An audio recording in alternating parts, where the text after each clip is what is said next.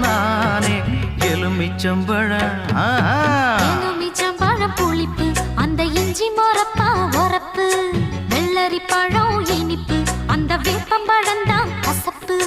நாளையும் சேர்த்து நான் பார்த்தேன் உங்கிட்டதான் மாமா மாலைய போட நாள் பார்த்து தவம் கிடந்திடலாமா எலுமிச்சம்பழம் புளிப்பு அடி இஞ்சி மொரப்பா உரப்பு வெள்ளரி பழம் இனிப்பு அடி வேப்பம்பழம் தான் கசப்பு